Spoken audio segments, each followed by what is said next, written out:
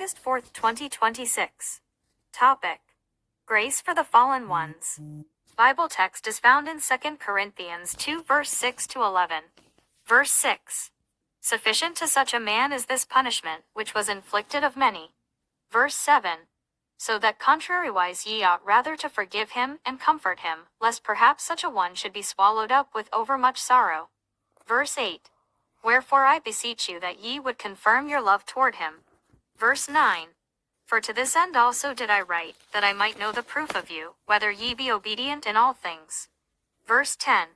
To whom ye forgive anything, I forgive also, for if I forgave anything to whom I forgave it, for your sakes forgave I it in the person of Christ. Verse 11. Lest Satan should get an advantage of us, for we are not ignorant of his devices. Key verse. Lest Satan should get an advantage of us, for we are not ignorant of his devices. 2 Corinthians 2 verse 11. Message. In his book, Uncommon Friends, James D. Newton, 1905 to 1999, related the story of Thomas A. Edison, who was working on a light bulb, which took a team of men 24 hours to complete.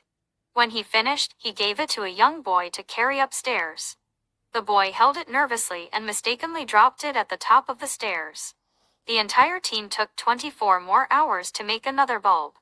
Finally, tired and ready for a break, Edison was prepared to have his bulb carried up the stairs.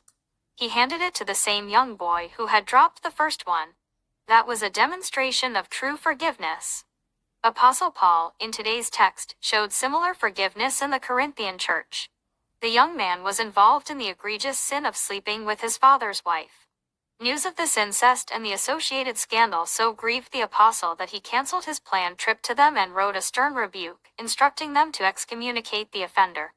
With time, when the discipline had had the expected effect of godly sorrow and repentance on both the incestuous fellow and the church, the apostle recommended that the man be restored fully to fellowship.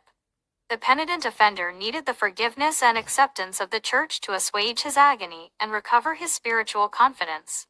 This narrative highlights a balanced blend of chastisement and charity. Apostle Paul reasoned that abandoning the excommunicated offender, even after his repentance, would cause him further torture and give Satan a chance to hijack the affair, for we are not ignorant of Satan's devices, he said. Many believers seem to be ignorant of Satan's devices in this regard. Very often, a fallen Christian is left to rot on the island of banishment. Many such forgotten ones would have traced their way back home to Calvary and church, but for the hostile attitude of the believers around them. If God, Apostle Paul, and the Corinthian church could forgive a repentant incestuous backslider, who are we to keep such fallen brethren away from the means of grace? Let us give Satan no advantage over the church. Thought for the day. If you can't keep a brother from falling, don't keep him from rising up. Bible in 1 year. John 8 to 9. God bless you.